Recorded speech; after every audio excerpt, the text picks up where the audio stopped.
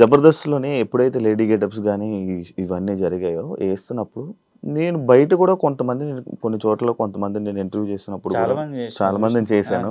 ఇలా వాళ్ళ మాటలు గాని అంటే జబర్దస్త్‌లో లేడీ గెటప్‌లు చేసుకున్న వాళ్ళందరూ ఇలా మారిపోయారు.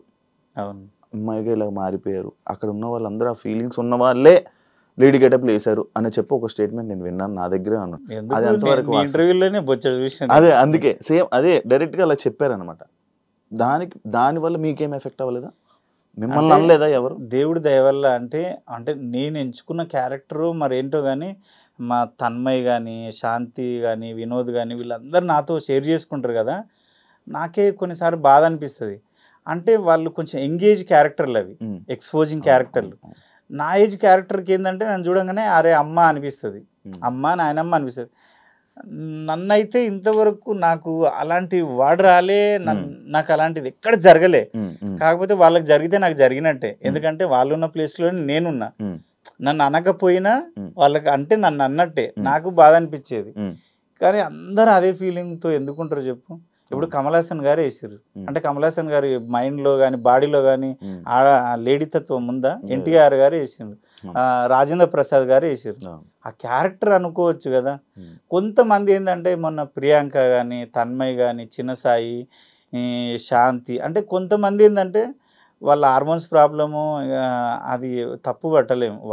ఇంకా వాళ్ళు గ్రేట్ అనుకోవాలి. ఎందుకంటే వాళ్ళకున్న మైనస్ని కానీ ప్లస్ని కానీ ఓపెన్గా చెప్పి సమాజంలో మేము ఇదిరా అని బతుకుతున్నారు. ఆ విషయంలో గర్వించాలి. ఇంకా ఒరే చాలా మంది పైకేమో మొగోళ్ళ బట్టలు వేసి లోపల నంపుసుగుడిలా ఉండి బతికేస్తారు. అది వేస్ట్ కదా బతుకు. ఈ విషయంలో హ్యాపీ అనుకుంటా నేను. గ్రేట్ వాళ్ళు, మనకన్నా గ్రేట్. నేను ఇదిరా అని సమాజానికి చెప్పి హ్యాపీగా బతుకుతారు. అదైతే నువ్వు అన్నది తప్పుగా అర్థం చేసుకోద్దబ్బా, పాపం చాలా మంది బాధపడతారు వాళ్ళు, తెలుసా? అరే గీడ ఇట్లా అట్లా నన్నే అడుగుతారు. నన్ను ఏమంటారు అంటే బయట ఎక్కడికన్నా పోతే వాళ్ళు మారిపోయారు కదా, ఇది కదా, అవునా అన్న, అట్లనా అన్న, ఇట్లనా అంటే అరే మీకు ఏం తెలుసు అని మీరే జడ్జిమెంట్ చేస్తారు. ఇప్పుడు శివ ఏంటి అనేది శివతో జర్నీ చేస్తే తెలుస్తుంది. శివ నేనే జర్నీ మొత్తం ఏదో శివ నేనే నడిపినట్టు ఫీల్ అయిపోతా. శివ అనగానే ఇప్పుడు ఒక్కరోజు పరిచయమే కదా. ఇప్పుడు లైవ్ లో మనం, నువ్వు నాకు తెలుసు, నేను నీకు తెలుసు, కానీ లైవ్ లో ఇప్పుడే పరిచయం. నీ గురించి నేను అన్ని చెప్పొచ్చా ఇప్పుడు? నాకేం తెలుసు అని అలా మాట్లాడుకుంటూ ఉంటాం. కానీ అది నేను అందరు చెప్పేది ఏంటంటే ఒక కళాకారుడిగా చూడండి కానీ అట్లా అనకుండా అని. ఎవరి బిహేవియర్ వాళ్ళది, ఎవరి ప్రాబ్లం వాళ్ళది. కుమరక్క లైక్ ఈ జూనియర్ ఎన్టీఆర్ లాగా ఇప్పుడు మీరు ఆ పేరు రాగానే నాకదే వచ్చింది. ఆయనకి ఎలా ఎక్కడికి వెళ్తే అక్కడ లాంగ్వేజ్ నేర్చేసుకుంటాడు, అలానే మీకు కూడా అది ఉందంట, ఆ టాలెంట్ ఉందంట. అంటే ఒక లాంగ్వేజెస్ 6 భాషలు వస్తాయి శివ. 6 భాషలు కన్నడ, తమిళ్, నేపాళీ, తుళు, లంబాడి, హిందీ, తెలుగు. ఎలా అంటే నేను నీకు చెప్పిన చూడు, కామత్తు ఉడిపిలో చేసిన అది వాళ్ళ హోటల్ కాబట్టి నీకు అప్పుడే చెప్పిన టైం వేస్ట్ చెయ్యను. నేను వెయిటర్గా పనిచేసేటప్పుడు నా పక్కన నేపాలీ వాళ్ళు ఉండేవాళ్ళు.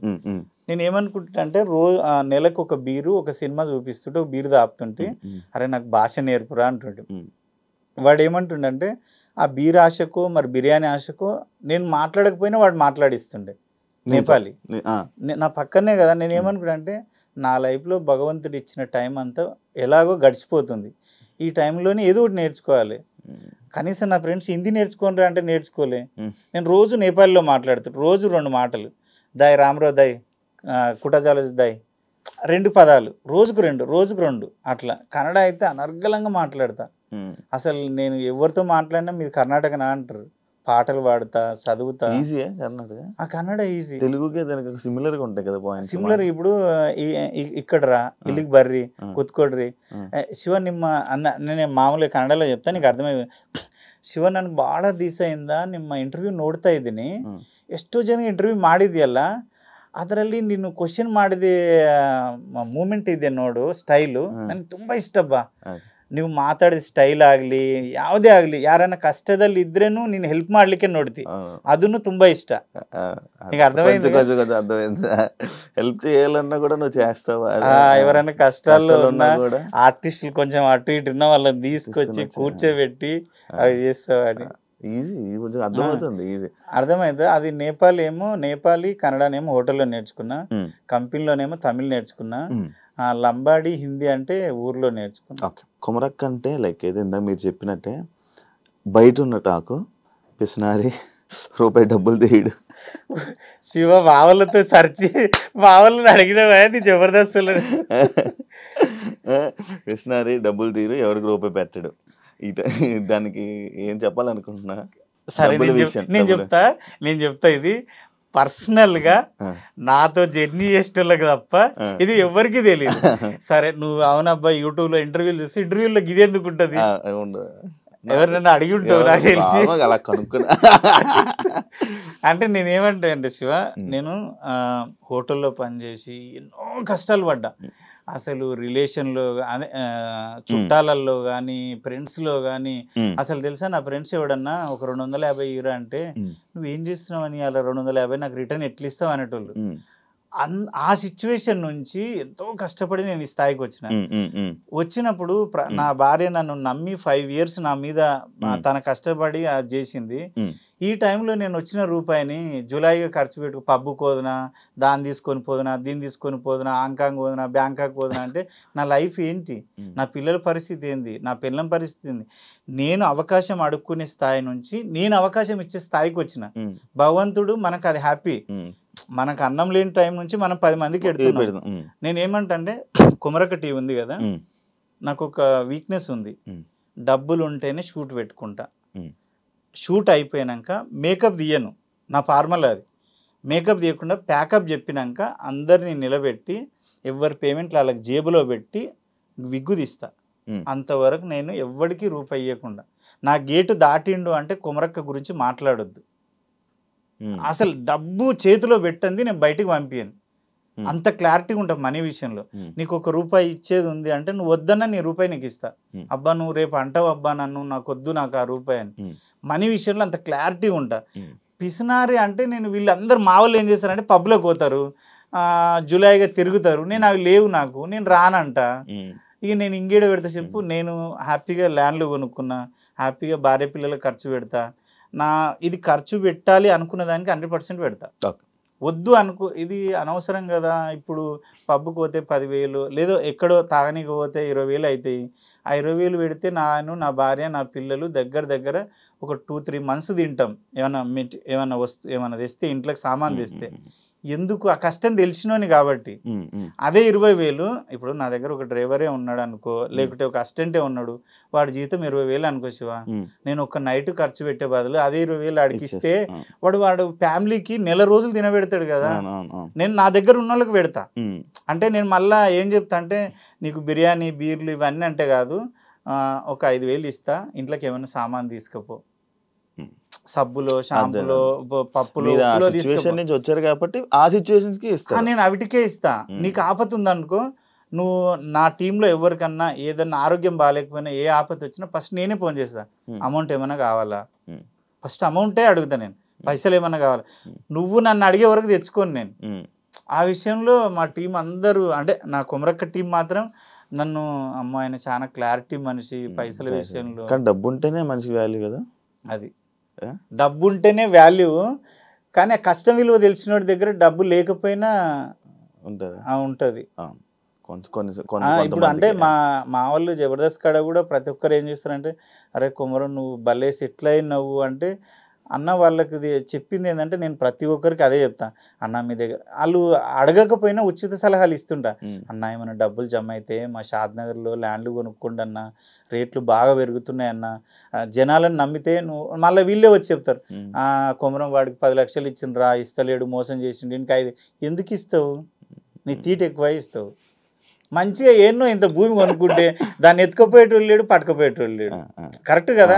మనం అన్ని కరెక్ట్ ఉన్నాయో చూసుకొని ల్యాండ్ కొనుక్కొని పించింగ్ వేసేసుకుంటే అయిపోతుంది. ఇక అంతకన్నా మించింది ఏముంటుంది చెప్పు. మీకు జబర్దస్త్లో ఒక సైడ్లోనే ఒక మంచి నేమ్ వచ్చిందంటే ఆర్పి టీం వల్ల. అవును, ఆర్పి గారి గురించి మంచిగా మాట్లాడిన రోజులు కూడా ఉన్నాయి. అవును కొమరక్క, నేను దేవుడు అని చెప్పిన రోజులు కూడా ఉన్నాయి, ఇంటర్వ్యూలు ఉన్నాయి. ఇప్పుడు ఆర్పి మీద మీ ఒపీనియన్ ఏంటి? నేను ఒకటి చెప్పనా, ఆయన పర్సనల్ లైఫ్ నాకు సంబంధం లేదు. అప్పుడైనా ఎప్పుడైనా నేను ఇప్పటికీ నేనేం చెప్తా అంటే, ఆర్పి కొట్టిండా, తిట్టిండా, బూతులు అన్నాడా, ఏం చేసిండా పక్కన పెడితే, ఆర్పి పెట్టినంత మంచిగా ఫుడ్ ఎవడు ఏ టీం లీడర్ పెట్టాడు. కంటెస్టెంట్కి. అంత మంచి ఫుడ్ పెడతాడు. ఏం కావాలరా నీకు అంటాడు. నాటుకోడి అంటే అర్ధ గంటలు వండి పెడతాడు. నాటుకోడి, మటను, అంటే ప్రతిదీ. నీకు పైసలు ఇచ్చే విషయంలో కూడా ఏరా డబ్బులు అడగట్లేదు ఏంది, బలిసిందా, ఫస్ట్ డబ్బులు తీసుకో అంటాడు. అంత క్లారిటీ మనిషి. ఆయన ఇక రాజకీయం మనకు సంబంధం లేదు. ఆయనకి ఏమనిపించిందో, ఆయన ఏమనుకుండో, ఎందుకు దిగిండో ఆయనకు తెలియాలి. నా ఒపీనియన్ ఏంటంటే ఆర్పి వల్లే ఈరోజు నేను 4 మెతుకులు తింటున్నా. ఆర్పి ఆ రోజు నన్ను లీడ్గా పెట్టి ఒక 5 years జబర్దస్త్ నడిపిండు. ప్రతి స్కిట్లో నేనే లీడ్. అప్పుడు నాకు పేరు వచ్చింది. ఆ పేరును నేను నిలబెట్టుకున్న వాళ్ళందరూ డౌన్ అయిపోయారు. కానీ నిలబెట్టుకోవడానికి కూడా అవకాశం ఇచ్చిన ఆర్పిని నేను మర్చిపోతే వేస్ట్. ఆర్పి నిజంగా చెప్తున్నా చాలా మంచి వ్యక్తి. కాకపోతే కొంచెం బీపీ ఉందో నాకు తెలియదు కానీ కొంచెం అరుస్తాడు, షార్ట్ టెంపర్. అంటే అప్పుడే కోపం వస్తుంది. కోపం తగ్గిన తర్వాత కాలం ముక్కడానికి అని రాడు. ఎవరి కోపం ఏదో అన్నా లేరా అంటాడు. అన్నం పెట్టోడే తిడతాడు, కొడతాడు, అన్నీ చేస్తాడు. నేను ఒపీనియన్ అడిగినావు కాబట్టి ఆర్పి అన్న విషయంలో చాలా మంచోడు. నా విషయంలో అయితే చాలా మంచోడు. ఎక్కడ లేని గొడవలు, ఏ టీవీ షోలో జరగని గొడవలు అన్నీ జబర్దస్తులోనే అయితే ఎందుకు డైరెక్టర్లు అలాగే మారిపోతారు? ఎక్కడ అంటే బయట ఏ షోలోనే అన్ని గొడవలు జరగవు. అంటే ఉన్న కంటెస్టెంట్స్ కి డైరెక్టర్లకి గొడవలు కూడా డైరెక్టర్లు వెళ్ళిపోతారు. ఇదైతే నిజం. తెలుగు ఇండస్ట్రీలోనే టీవీస్ తీసుకో, ఏమన్నా తీసుకో, సినిమాలు తీసుకో, ఎక్కడ లేని గొడవలు, ఎక్కడ లేని రూమర్స్, ఎక్కడ లేని పంచాయతీలు అన్ని జబర్దస్త్లోనే ఉంటాయి. అంటే నేనేమనుకుంటా అంటే సక్సెస్ ఎక్కడ ఉందో ఎక్కువ అక్కడే రూమర్స్ పుడతాయి, గొడవలు అయితే అన్నీ అక్కడనే ఉంటాయి. సక్సెస్ కూడా అక్కడనే ఉంటుంది. మళ్ళీ ఎక్కడ లేని సక్సెస్ అక్కడనే ఉంది. ఏమో ఏమో నాకైతే నా ఒపీనియన్ ఏంటంటే నేను 10 years ఏమో అవుతుంది ఇప్పటికి జబర్దస్త్ చేయబట్టి. 10 or 11 years అవుతుంది. ఇప్పటి వరకు నాకు ఎవరితో గొడవలు లేవు. నేను ఫస్ట్ ఆఫ్ ఆల్ ఏంటంటే ఎవరిని పట్టించుకోను. వస్తా, అందరితో పలకరిస్తా, నవ్వుతా, మంచిగా సైలెంట్గా ఉండి పని చేసుకుంటా. మళ్ళీ వెళ్ళిపోయినంటే మళ్ళీ షెడ్యూల్కే కనబడతా. వాళ్ళతో రిలేషన్ పెట్టుకోను, రాను, తిరగను, ఇంకేం ఉండవు. నన్ను మీరు యూట్యూబ్లో సెర్చ్ చేయి, ఏ దాని మీద నేను స్పందించను, నన్ను ఎవడు అడగడు. అంటే నేను అనబడాను కదా. అదైతే నిజం. ఇక ఏమో సక్సెస్ ఉన్న చోటే ఎక్కువ గొడవలు అయితే అని నేను అనుకుంటా. ఒకప్పుడు అంత కామెడీ షో కాదు కదా బ్రో ఇప్పుడు. అంటే యాక్సెప్ట్ చేస్తారా జబర్దస్త్ని? అంటే ఒకప్పుడు అంటే ఒక మంచి నవ్వించి ఒక కొత్త స్కిట్లు, ఒక కొత్త రకంగా ఉండేది. రాను దానికి డబుల్ మీనింగ్లు, ఒక బూత్ యాడ్ చేస్తేనే కానీ కామెడీ రాను ఆ టైప్ ఆఫ్ షో అయితే యాక్సెప్ట్ చేస్తాను. ఎందుకంటే 2.2 అని చెప్పి మళ్ళీ పాత కంటెస్టెంట్స్ అని అందరిని తీసుకుని వచ్చిన తర్వాత కూడా క్లిక్ అవ్వకపోవడానికి రీజన్ ఏంటంటారు? అంటే శివయ్య, అది మీరు కూడా చేస్తున్నారు, నేను కూడా చేస్తున్నా. అంటే 12 years అవుతుంది కదా జబర్దస్త్ స్టార్ట్ అయ్యి. చేసి చేసి చేసి చేసి చూసే వాళ్ళకి కూడా ఏమైందంటే ఏం చూస్తానులే గదే అన్నట్టు అయిపోయింది. మేము ఎంత చేసినా మీకు కొత్తగా అనిపించేది. ఇక చాలా అంటే 13, 14 రేటింగ్ వచ్చేది ఇంత తక్కువ రేటింగ్కి వచ్చింది అంటే. ఇంకోటి ఏంటంటే అప్పుడు ఇన్స్టా లేదు, ఫేస్బుక్ లేదు, టిక్ టాక్ లేవు. అంటే నీకు వేరే ఆప్షనే లేదు. యూట్యూబ్లో జబర్దస్తే, మళ్ళీ వేరే ఆప్షన్ లేదు. అప్పుడు ఏంటంటే సచ్చినట్టుగా నీకు నచ్చకపోయినా నచ్చినా జబర్దస్త్కి వెళ్ళిపోయేటాడు ఏదో టైంపాస్కి నవ్వడానికి. ఇప్పుడు ఏంటంటే ఊశేఖర్ కొడంగల్, ఉప్పల్ బాల్, అరే ఏం చేస్తున్నావురా అరే, అంటే ఇన్ని వేరియేషన్స్ ఉండక నీకు తెలుసా, తప్పుగా అనుకోవద్దు. చిరంజీవి గారు అంత పెద్ద హీరోలు అయినా సరే ఏం చేస్తారంటే ఊశేఖర్ కొడంగల్. ఎందుకంటే వాళ్ళకు మైండ్ ఫ్రీ కావాలి. వాడు ఎవడన్నా కానీ రిలాక్స్ కావాలి. వాడు ఎంత పెద్దోడన్నా కానీ రిలాక్స్ కావాలి. ఇంకోటి చూడు, నువ్వు ఒకప్పుడు మేము ఆల్బమ్స్ పట్టుకొని ఫోటోలు దిగి ఆల్బమ్స్ పట్టుకొని ఫిలిం నగర్, శ్రీనగర్ అంతా తిరిగేవాళ్ళం. ఆఫీసులలోకి ఫోటోలు ఇచ్చేటోళ్ళం. ఒకప్పుడు ఒక సినిమా మనిషి కనబడాలంటే ఒక దేవుడు చూసినట్టే. అలాంటిది ఇండస్ట్రీ ఎంత అంటే ఎక్కడికి వెళ్ళిపోయిందంటే, ఎక్కడో ఊర్లో బర్లకాడ టిక్ టాక్ రీల్స్ చేసుకున్నటువంటి పిలిచి ఎంత పెద్ద హీరో కానీ నా సినిమా కొంచెం ప్రమోషన్ చేయవా అంటున్నారు. అంటే అసలు ఎటు నుంచి ఎటు పోయింది చూడు. ఈజీ అయిపోయింది, చాలా ఈజీ అయిపోయింది. అంటే వాడు గొప్పడా నువ్వు గొప్పనా అంతే, చెప్పలే. అది అర్థం కాని విషయం అయిపోయింది. కాశీ ఇప్పుడు స్టూడియోలో కూర్చున్నా నువ్వు, ఇప్పుడు నీకు ఎంతో కొంత పేరు వచ్చింది. నువ్వు ఒక సినిమా తీసినావంటే ఎక్కడో మారుమూల గ్రామంలో వంటలు చేసుకునే ముసలిది ఉంటుంది చూడు, అక్కడికి వెళ్ళి నీ సినిమాని ప్రమోషన్ చేయమంటున్నావు. అంటే ఆ ముసలిది తోప, నువ్వు తోప. ఎగ్జాంపుల్ మై విలేజ్ షోలో సేమ్ అదే అంటున్నా. ఏదైనా కానీ మై విలేజ్ షోనే కానీ చాలా మంది ఒక అంకుల్ చేస్తుంటాడు వంటలు, ఆయన కానీ ఎంతెందుకు ఉప్పల్ బాల్ వీళ్ళందరితో చేపిస్తారు కదా. నాకు అనిపిస్తుంది అయ్యో ఒకప్పటి మా కష్టాలు ఏంది, ఒక క్లోజ్ పడితే చాలు, ఒక సీరియల్లో జస్ట్ బ్యాక్గ్రౌండ్ ఉండేవాడిని. నేను ఆ స్టేజ్ నాకు ఇప్పుడు నేను పుట్టింది అంత చిన్న వయసు, నాది కూడా ఒక ఏదైనా సినిమాకి పంపాలని ఫోటో తీసుకొని ఫోటో ప్రింట్ తీసుకొని ఉంచేవాళ్ళం. అది నేను అది అలాగే ఉంచా. కానీ అప్పుడు ఇప్పుడు చాలా ఈజీ అయిపోయింది, చాలా ఈజీ అయిపోయింది. ఇంకోటి ఏంటంటే ఒకటైతే చెప్పొచ్చు, స్టాండర్డ్గా ఆర్టిస్ట్గా నిలదొక్కుకోవడానికి వచ్చినోడు ఆ కష్టాలు పడి వచ్చినోడికి ఆ వాల్యూస్ తెలుస్తాయి కాబట్టి అంత తొందరగా డౌన్ ఫాల్ కారు. వీళ్ళు లేట్ నైట్ స్టార్లు అయిన వాళ్ళు లేట్ నైట్ స్టార్ డౌన్ అయిపోతుంది. అలా ఉన్నారు చాలా మంది. అదైతే అవుతుంది.